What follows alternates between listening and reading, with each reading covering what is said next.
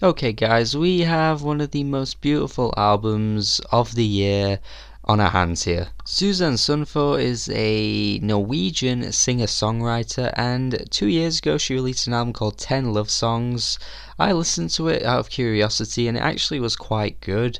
It didn't really stop me in my tracks, though. There wasn't that much about it that made me think it was like amazing or anything like that. I just thought it was pretty decent. Not really that many people talked about that album, but I remember thinking, I've got to make sure I keep tabs on Susanne Sundfør because I feel like she's on the way to creating some really good album, or not even a really good one, but a better album. And my god, music for people in trouble is certainly that. This is a phenomenal album. This album took me by surprise completely. Seriously, man, it's such an organic album.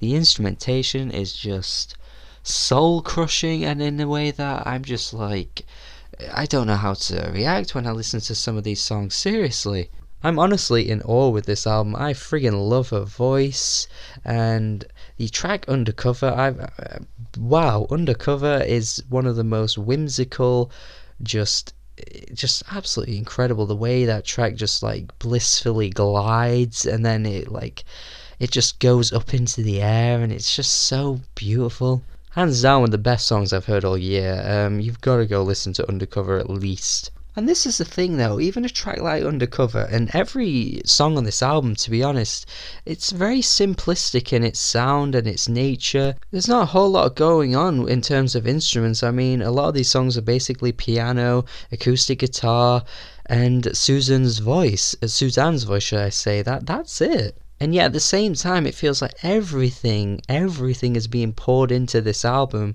while at the same time not much is there at all. I'm very much reminded of Have You in My Wilderness by Julia Holter. This is very much the 2017 equivalent to that album, I think, where the artist in question has put themselves at the front of the mix, front and center of the album. Their emotions intertwine within the album, and you get so much more from the personality of the artist. You feel so much more from them, from the way the songs sound, a little bit like the last Angel Olsen album too. Because lyrically on this album you get so much as well. I'm not just going to talk about how beautiful the music is here. Lyrically we're getting some brilliant artwork here.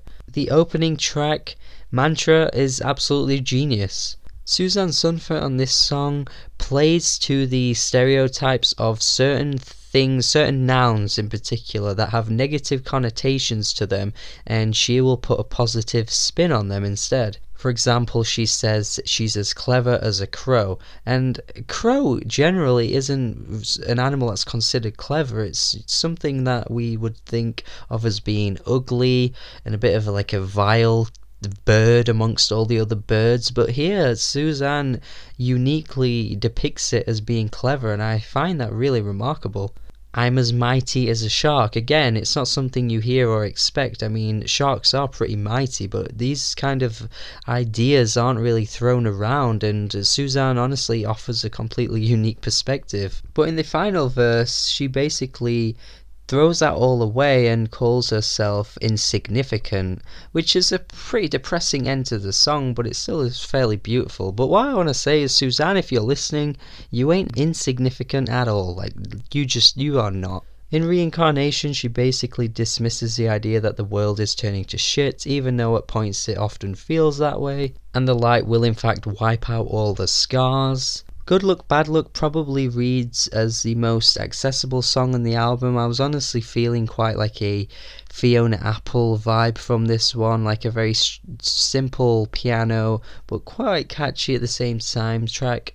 Throw a bit of Tori Amos in there and Regina Spektor. It is still a track that I really enjoy. Another track that I do think is very good as well, and has a very heartbreaking concept to it, and that is No One Believes in Love Anymore. The line, they throw away the keys and no one knocked on the door, is pretty hard hitting when you think about it. I mean, it's almost as if to say that, love is thrown away, but no one really comes to try and save it or to try and fight for it back. The line, pain is pleasure and then just pain, is too true, man. It's too true. I'm ready to reel off divorce statistics after listening to this, to be honest. But I wouldn't though, because I'm not quite as cynical as this song suggests. But I guess depending on what perspective you're from, you may have just hit rock bottom, so this might be how you feel. It's not all a downward spiral and a punctured balloon as she suggests, but this is music for people in trouble, so of course that is the audience it's focusing on, and those are the people that will relate to this so much. Undercover is a song I've already mentioned, but this song actually focuses on how being in love with someone and how they'll disappoint you in so many ways.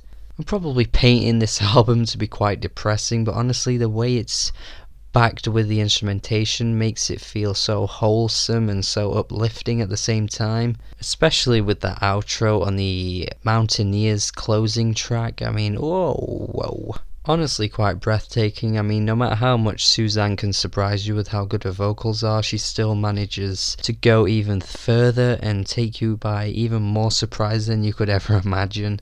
And at the same time, I really shouldn't be all that surprised, because it's 2017 and this year is going to the singer-songwriters. I mean, the amount of amazing singer-songwriters this year so far that have put out some of the best albums as opposed to bands and groups, I would say it's dominated by singer-songwriters this year.